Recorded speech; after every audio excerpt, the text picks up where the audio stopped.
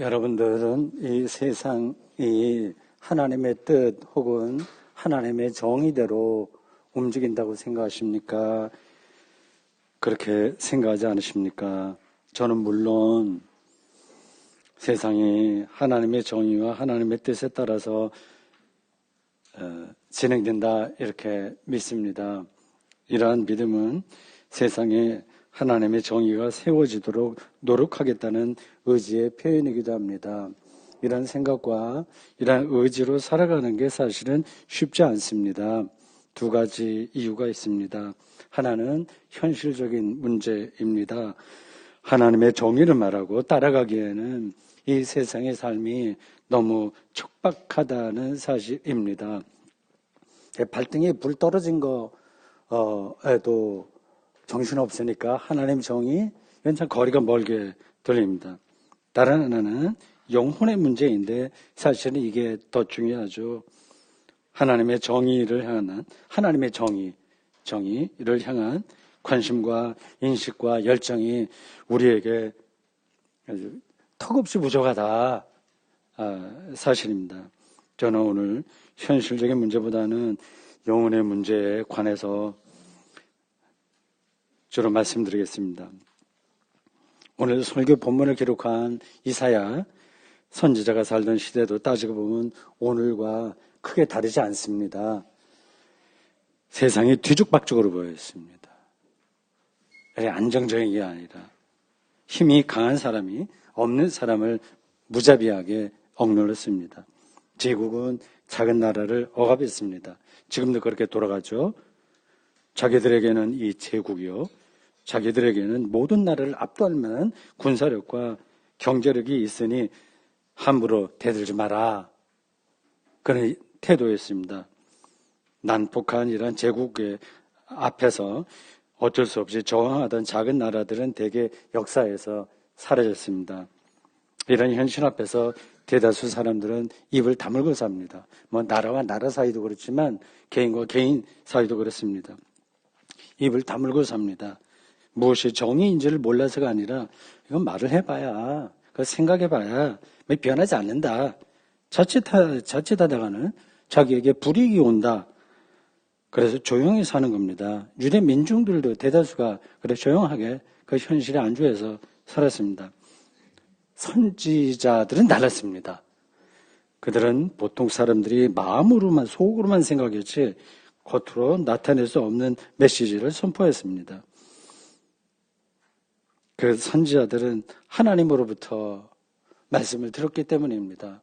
정말 행복한 사람들이에요. 하나님으로부터 말씀을 들었습니다. 신탁이라고 합니다. 하나님의 말씀을 받은 선지자들의 선포를 통해서 당시 유대 민중들은 종종 자주 삶의 방향을 다시 잡기도 하고 자신들의 잘못이 뭔가, 왜 이렇게 용기가 없나, 그런 것도 좀 뒤돌아보기도 하고 했습니다. 물론 어떤 이들은 대다수가 그랬을 텐데 선지자들의 선포를 거들보지도 않았습니다.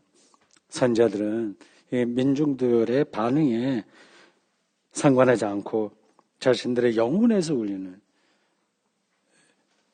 삶의 가장 깊은 심연에서 우러나오는 소리를 영혼에서 울린다고 하거든요. 그 말씀을 좌고우면하지 않고 선포했습니다. 그리고 그렇게 살았습니다. 가장 행복한 사람들이었습니다. 지금 이사야 42장을 선포한 그 선지자의 영혼을 울리는 말씀의 핵심 주제는 정의였습니다. 정의. 1절에서 정의를 베풀리라 말했고요. 3절에서도 진실로 정의를 시행할 것이며 라고 했고, 4절에서 세상에 정의를 세우기에 이르리니, 이렇게 반복해서 세 번이나 그 뒤에도 비슷한 이야기가 나오는데 아주 반복해서 말하고 있습니다. 정의가 보통 우리가 속된 표현으로 밥 먹여주는 것도 아닌데 이사야 선지자가 그토록 간절하게 이 정의를 부르짖는 이유가 뭘까요? 이사야가 말하는 정의의 내용은 뭘까요?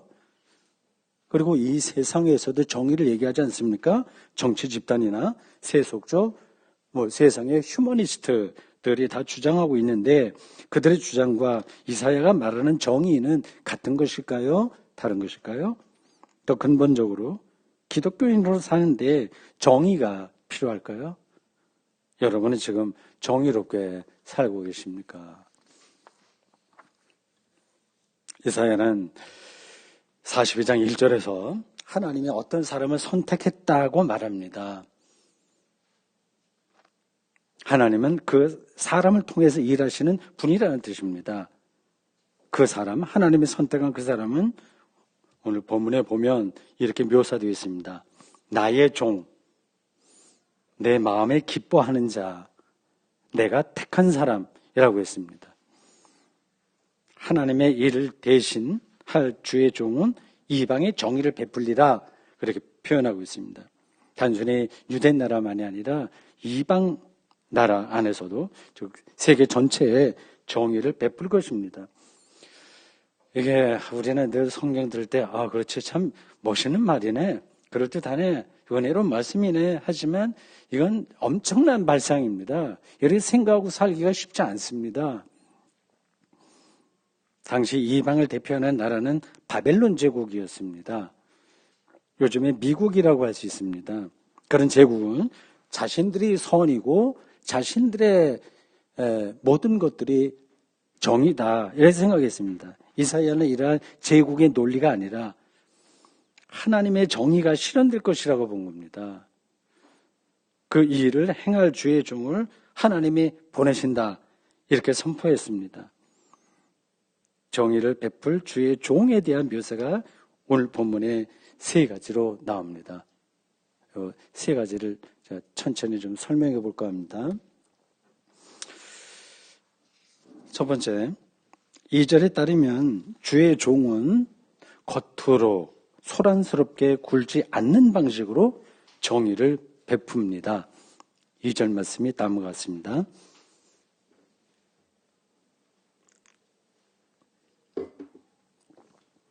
그는 외치지 아니하며 목소리 높이지 아니하며 그 소리를 거리에 들리게 하지 아니하며 조용하다는 거죠. 떠들썩하지 않다는 겁니다. 이 주의 종은 세상과는 반대로 정의를 베푸는 겁니다. 세상은 우리가 알다시피 떠들썩합니다. 그래서 자기 자랑에 다 떨어져 있습니다. 목소리를 높이는 겁니다. 요즘 말로 관종이라고 하나? 어떻게 해야 자기를 봐주기를 계속 거기에 목을 메고 사는 겁니다. 정치인들에게 그런 모습이 가장 많이 나타나죠. 내가 얼마나 멋진 정치인인지, 민족의 미래는 내가 살핀다라든지 자기가 애국자라는 사실을 과대 포장해서 알립니다. 물론 이런 정치 활동도 필요합니다. 어떤 때는 위선도 좀 필요하긴 합니다. 정치는 대중들의 힘을 모아서 자신의 정치 철학을 실현하는 행위이기 때문에 자기 선전, 힘을 같이 모아야 되니까 필요합니다. 자기를 선전하고 대중을 선동하는, 오늘 말씀과 반대되는 목소리를 높이고 거리에 들리게 하는 이런 정치는 아무리 선이라고 하더라도 실질적으로 정의를 세울 수가 없습니다. 간혹 제가 예로 든 겁니다만은 히틀러도 자기 선전에 아주 능한 사람이었습니다. 히틀러에 선동당한 당시 독일 사람들은 수백만 명의 유대인들을 아우슈비츠 수용소에 보내는 일을 당연해 이런 생각한 겁니다. 사람들이 이게 선동에 휩쓸리면 판단 능력이 쉽게 떨어집니다. 그건 아주 극단적인 예지만 우리가 살아가면서 그런 일들이 한두 가지가 아닙니다. 지금 미국 트럼프 대통령은 어떨까요? 자기를 드러내면서 잘난 척하는 정치는 아주 쉽게 정의와 평화를 파괴합니다. 이사야가 보는 주의 종은 자기를 드러내거나 자기의 이데올로기를 내세우지 않습니다. 정치적인 성취를 목적으로 사는 사람이 아니기 때문입니다. 1절에 얘기한 거고, 2절에 말한 거고요. 첫 번째입니다. 주의 종에 대한 묘사 세 가지입니다. 두 번째는 3절입니다. 주의 종은, 이게 중요합니다. 생존 위기에 떨어진 이들을 포기하지 않는 방식으로 정의를 실행합니다. 정말 우리에게 위로가 되는 말씀이에요. 그 이사야의 통찰, 영적인 통찰력을 우리가 배워야 됩니다. 그게 그래서 우리의 삶의 내용으로 자리를 잡아야 됩니다. 3절 이렇게 이야기합니다. 우리의 가슴을, 우리의 영혼을 설레게 하는 말씀이에요. 상한 갈대를 꺾지 아니하며 꺼져가는 등불을 끄지 아니하고 진실로 정의를 시행할 것이며. 많이 들었던 얘기죠. 상한 갈대는 다시 살아날 가능성이 없어 보이는 갈대예요. 그러니까 아예 뿌리채 뽑아버리는 게 남아있는 성한 갈대를 위해서 차라리 낫습니다. 꺼져가는 등불도 마찬가지예요.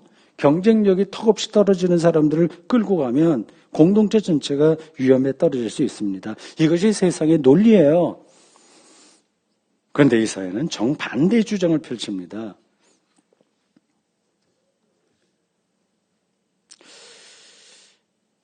여기서 상한 갈대와 꺼져가는 등불은 이사야가 뭘 보고 그렇게 생각했을까?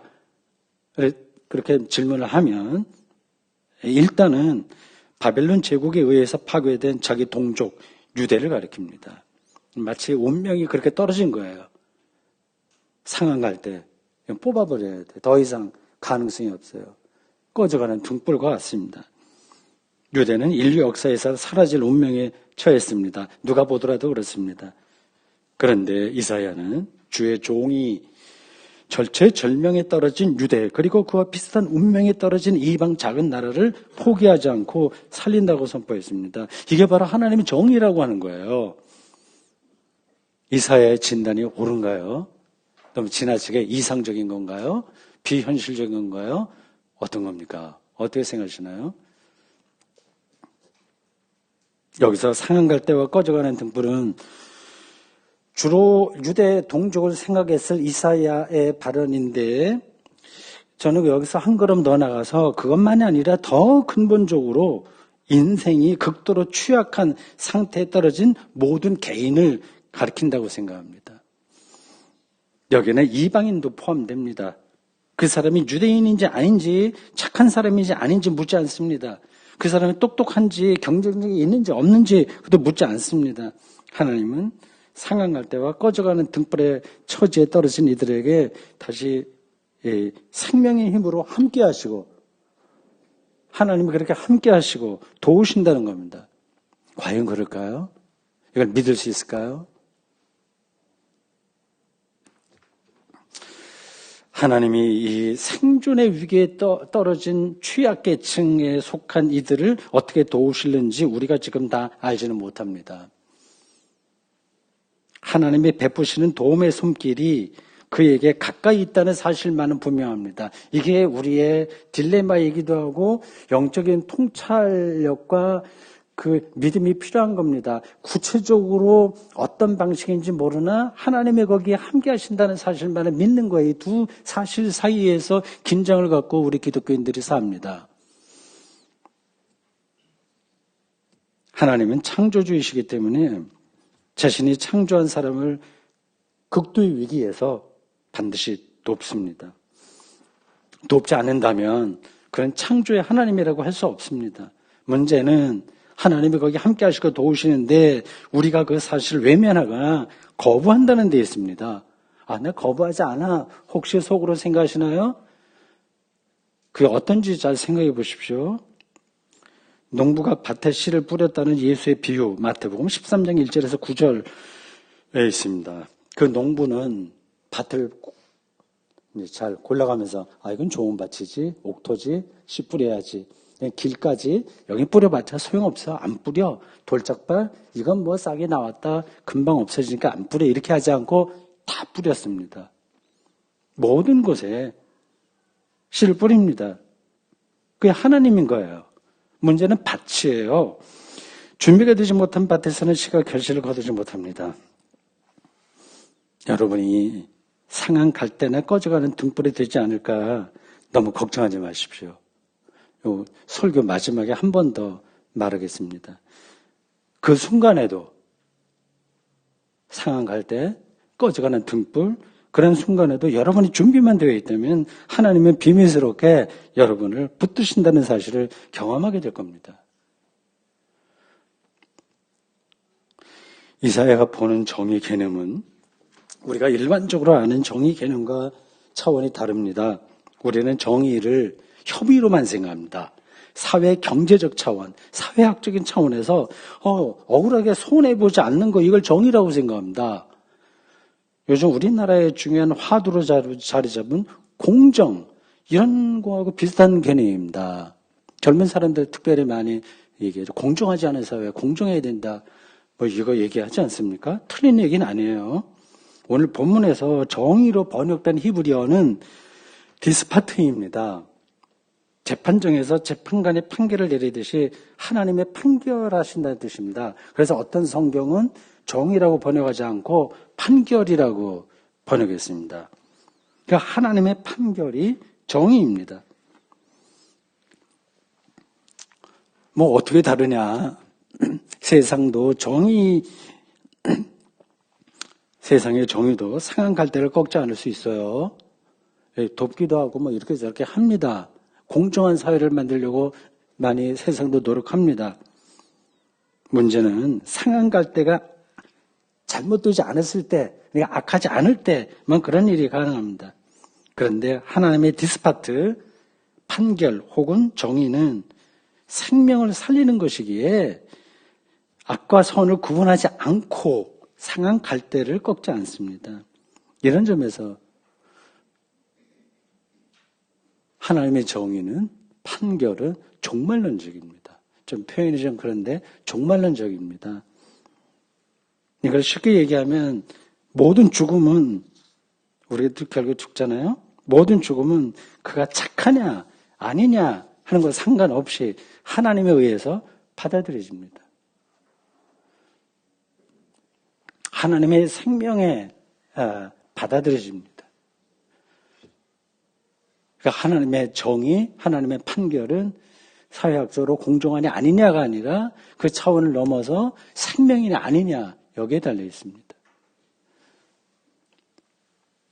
세 번째, 4절에 따르면 주의 종은 포기하지 않고 정의를 세웁니다. 이렇습니다. 그는 쇠하지 아니하며 낙심하지 아니하고 세상에 정의를 세우기에 이르리니.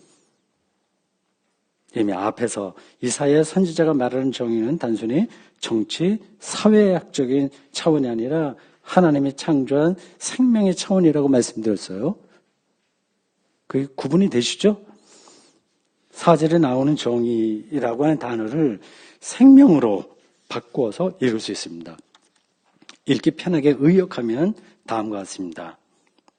주의 종은, 하나님의 선택한 주의 종은 지치거나 낙심하지 않고 세상의 정의를, 즉 하나님의 생명을 세워나갈 것입니다. 사람은 아무리 철저하다고 하더라도 상황에 따라서 낙심하고 지치고 이리저리 흔들립니다. 의지가 굳은 사람이라서 그가 죽을 때까지 정의를 실천한다고 하더라도 결국은 죽음으로 모든 게 끝납니다. 그러나 하나님은 정의와 생명을 세울 종을 계속 세웁니다. 그 종이 죽으면 다시 또 종을 세웁니다. 이런 방식으로 하나님은 지치지 않고 낙심하지 않은 방식으로 마치 지구 이 땅덩이에 생명 현상이 지속하듯이, 어느 종은 말살된다고 하더라도 생명 현상은 지속하듯이 세상에 정의와 생명을 세워가신다고 이사야는 확신했습니다. 하나님을 향한 절대적인 신뢰입니다. 이게 실제로 무슨 뜻인가? 그거를 우리 인생사례를 바탕에 두고 생각해 보십시오. 하나님이 낙심하지 않고 세상에 생명을 세우신다는 그 일을, 종을 세워서 실행하신다는 것에 대한 하나님을 향한 절대적인 신뢰, 이게 뭐냐 하는 겁니다. 예를 들어 설명합니다. 여기 성실하게 인생을 산 두 사람이 있다고 합시다. 한 가지 차이가 있습니다. 한 사람은 죽음이 가까이 오자, 나이가 들어서요, 90살 뭐 이렇게 되자, 사람이 점점 더 그리워지는 거예요, 사람이. 잠깐 보고 싶어요, 누가. 뭐 자식과 주로 그러겠죠. 보고 싶어집니다. 그리고 만난 것을 더 먹고 싶고 또 많은 걸 또 갖고 싶어집니다. 자기 인생의 애착이 더 많아지는 겁니다. 다른 사람은 죽음이 가까울수록 모든 것으로부터 자유를 느낍니다. 사람에 대한 그리움도 점점 줄어듭니다. 물건에 대한 관심은 더더욱 없습니다. 그 사람 영혼에 가득한 대상은 오직 하나님뿐입니다. 우주를 창조하고 완성하신 하나님의 품에 안긴다는 기쁨이 이 사람의 영혼에 가득합니다. 하나님이 하나님의 방식으로 판결하신다는 신뢰가 그에게 확실하기 때문입니다. 여러분은 어떤 사람으로 살기를 바라십니까? 미리 준비하고 훈련하지 않으면 하나님의 정의와 판결과 생명을 실질적으로 느끼지 못합니다. 준비하지 않으면, 훈련하지 않으면. 그걸 느끼지 못하면 겉으로는 행복한 인생처럼 보여도 실제로는 불행한 인생이 아닐는지요. 저는 그렇게 생각합니다. 여러분 어떻습니까?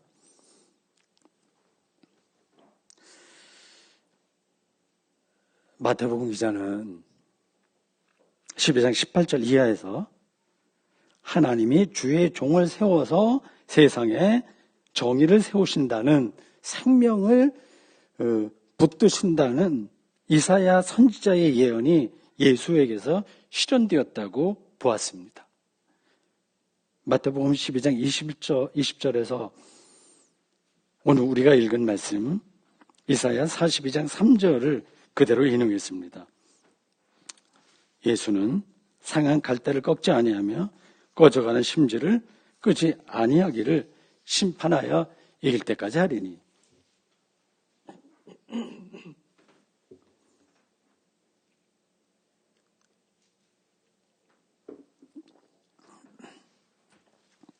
세례 요한이 제자들을 예수에게 보내서 당신이 메시아인가? 라고 묻는 대목에서 예수님은 오늘 설교 본문인 이사야 42장 7절을 그대로 인용해서 대답했습니다. 맹인이 보며 못 걷는 사람이 걸으며 나병 환자가 깨끗함을 받으며 못 듣는 자가 들으며 쭉 그 이야기입니다.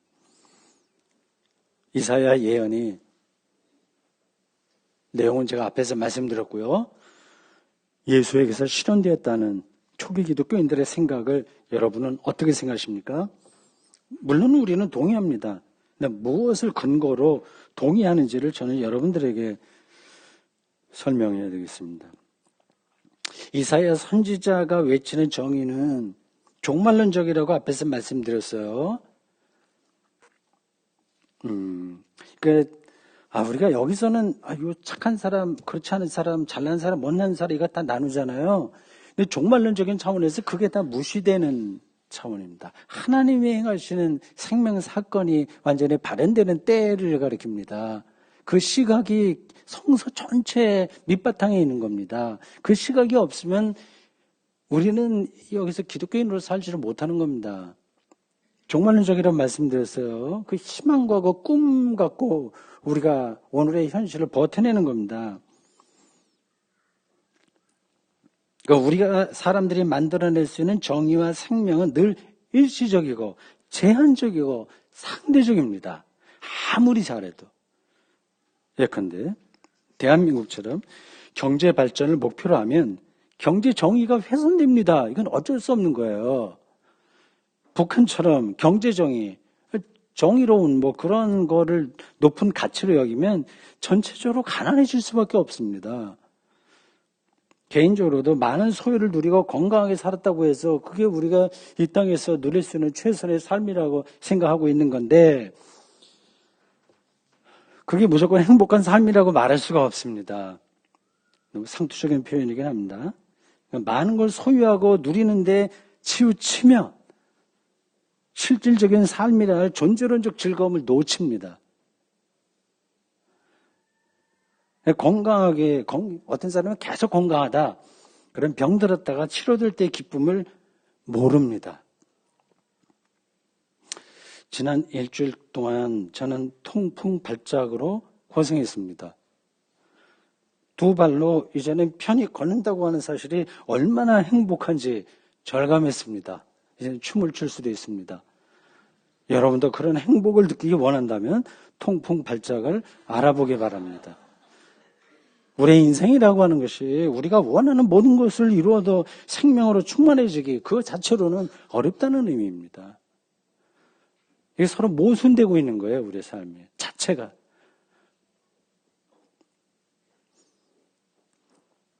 초기 기독교인들도 이 사실을 잘 알고 있었습니다.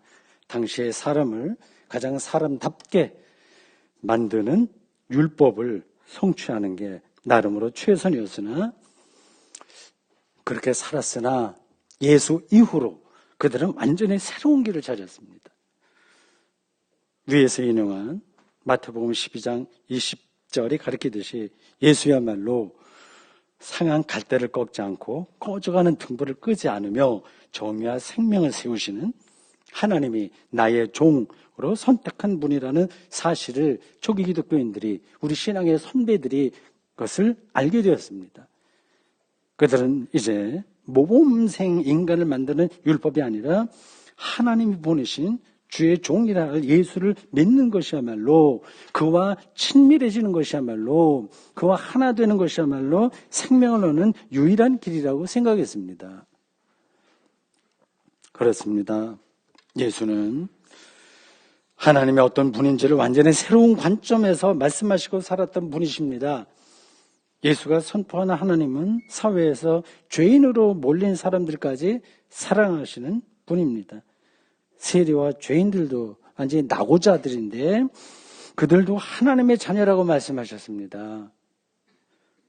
사람은 자신의 인생 업적이 아니라 하나님의 주도적인 은총, 주도적인 은총, 하나님의 이니셔티브가 있다는 것. 하나님만이 할 수 있는 그런 은총으로 하나님의 생명을 선물로 받은 자녀로 살아갈 수 있기 때문입니다. 이게 바로 하나님의 정의예요. 그 하나님의 정의가 십자가에 달리셨으나 죽은 자 가운데서 부활하신 예수 그리스도를 통해서 우리에게 현실, 리얼리티가 되었습니다. 설교자로서 여러분들에게 마지막으로 간곡하게 말씀드릴 한 가지는 다음의 사실입니다. 하나님이 우리와 함께 하시니 상한 갈대가 될까? 꺼져가는 등불이 될까? 결국 언젠가는 우리 모두가 떨어질 수밖에 없는 운명이지만 지나치게 걱정하지 말고 오늘 여기서 하나님의 은총에 온전히 기대서 살아가십시오.